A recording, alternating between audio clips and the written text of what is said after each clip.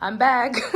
First of all, I have this on because I'm on my period and I didn't have any things clean. So I have on a pad for the first time in forever. Is that TMI? Oops, my bad. This is my writing blog. But this, I put these on. This is a swimsuit bottom, and then I put the top on. And I'm not on TikTok, so I had to show you all. But yeah, I'm writing again, so you all will see me in a bit. But mind you, it's the first day of my period.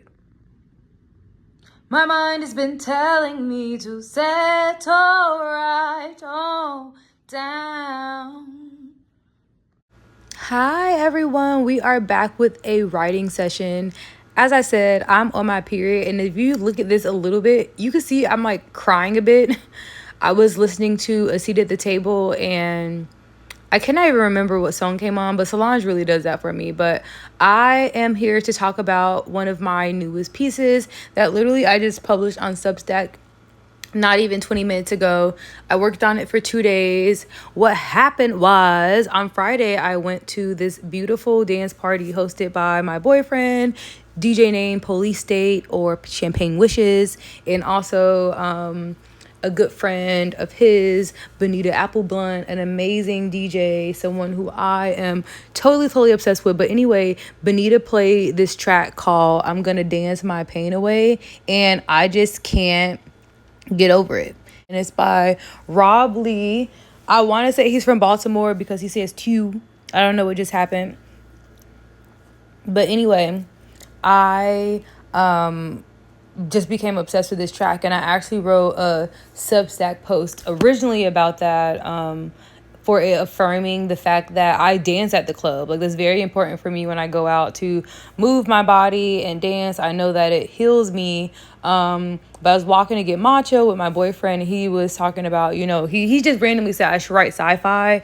And I was like, we were just kind of bouncing ideas off of each other. And I had came up with this first one that was about like, I don't know, climate change or whatever. And then I was just like, oh my God, very much in that idea of Jordan Peele taking a song and like turning it. I started hearing Dance My Pain Away, and I was like, oh, this can be like, toxic positivity. This can be like, this song can be the plot of something. So anywho, I started writing this short story called Dance My Pain Away. And basically, a young girl named Lyric has been experiencing some extreme childhood trauma. And I just want to kind of talk about how I get to where I go, where I'm writing. So I knew I wanted to talk about childhood trauma, but for some reason, complex childhood trauma just kept coming to me, and I literally Googled it, and it's a word. So I ended up like using that as like the anchor of this story, and the idea being like, the trauma was so prolonged throughout your childhood that it really did, take away your ability to develop and mature in the ways that you were supposed to. So we have this premise that her therapist has told her to go away to this retreat for 3 months and, use movement therapy to really heal. She tells her 70-year-old auntie this, who is, of course, apprehensive, and is like, you're telling me this and you're leaving tomorrow, girlfriend. I don't know how I feel about that. And it was really important to me that I didn't talk so much about the specifics of the trauma, but more so like this is this 30-year-old woman who's saying she's been in therapy for the last 9 years and nothing has helped. And she is so, desperate, so in need of healing that she's like, yeah, like my therapist told me to go on this retreat without my cell phone. I'm gonna go. And I really was trying to tell the story in a short period of time. I don't know why that is so important to me on my Substack, like getting the story wrapped up. I think just because of the format, you aren't turning pages, you're just rolling down on your computer screen. So I was really trying to make sure that I told the story, but I didn't go too crazy to allow for there to be a lot of things open for interpretation. So we get to the camp, and then we get to the first dance party, and then we get to the dinner and some suspicion, and then we're back at Auntie Gina's house, who we originally only talked to on the phone, and then we're immediately to the end of this experiment and the conversation and the question of, if you had the chance to just forget your childhood and misremember things a lot, but be completely void of that trauma, would you choose that, or would you just try to figure out a way to heal through it? And it was so divine that I chose to put on A Seat at the Table, because I think a lot of that album is wrestling with this reality that, like, your life is your life. Whatever has happened, and, like, you have to get through it. And I think a lot of the times I think about Cranes in the Sky, but Rise is such a powerful song, and I think it was really helping me guide just writing fall in your ways so you can crumble. Like, the thought of wanting to crumble, because if you crumble, then the next way is falling your way so you can sleep at night, falling your way so you can wake up and rise. So that is this thing of, that's what Angina's whole point is. You cannot go to this retreat to dance your pain away, young lady. You have to, like, really get through it. You have to crumble to rise. And the story does leave off open-ended, where Lyric and Remy could choose to not use this magic formula to allow them to just be in this new life, to really live a place where, like, nothing actually happened to them. Whatever thing was holding them back, whatever grief they were holding in their bodies, in their hips, is gone. They literally danced it away, and, you know, were able to use this magic to get it away. Or should they, you know, stop with this, you know, magic, not divine, this other intervention in their life that has made them feel better, but has also, you know, erased parts of themselves that makes them them? Can they decide that, hey, I'm not going to use this magical intervention anymore. I'm going to process through it.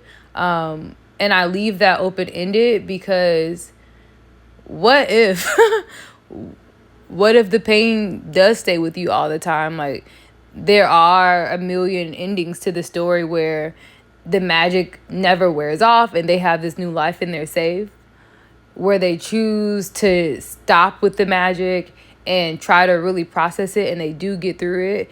They stop with the magic, they try and process it, and they really cannot get through it, because that's how intense and how bad these things were. Like, is that a possibility? Can that happen to people?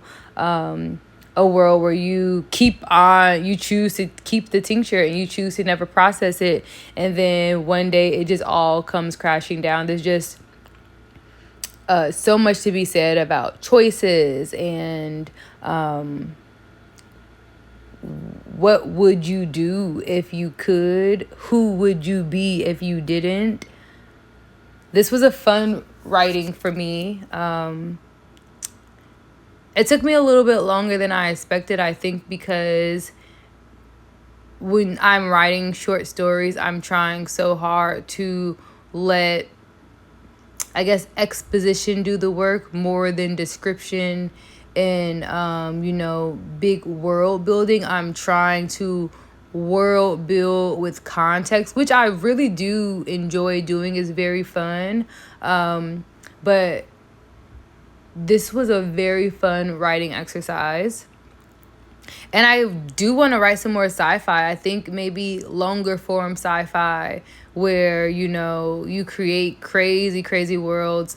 A source of inspiration was definitely Blink Twice, in this idea of, like, it's fun until it's not. you think that, you are doing this one thing, but like your sense of time has been warped, and you have to contend with this new reality that is abruptly different from like what you thought was happening when you realize and see what is actually going on. But yes, I am on Substack, y'all. So please find me on Substack. What you have to do is go to substack.com/the @A Writer's Life. Substack.com/the @A Writer's Life. I have a few posts so far. I'm only 1 week in, but I really, really, really do love Substack. And yeah, I wrote some sci-fi and listened to Solange. And that is what it's all about. Just some updates otherwise. I am trying to really focus on my collection of poems called Tell 'Em All About Our Glory. It just feels important. I don't know how else to explain it. Like, I feel like this urgent need to like complete those poems and share them with the world. So that is kind of the next process, but I just haven't, been in my poetry bag in so long. So I feel a bit apprehensive, but I have some poetry collections to guide me along the way, which is always really good. I think a lot of what I want to do is gather, like I need to sit and gather like poem titles and subject matter, because this collection started off as a collection in dedication to my grandma Clara and her beautiful life, but I kind of wanted to expand across the fullness of my family, both sides of my family, my cousins, just like a deep dive into like my Black family in Chicago. It's your favorite yapping writer, Kyle Joy Brooks. Thank you again for listening to A Writer's Life. Follow me on Substack @A Writer's Life. Thank you all so much.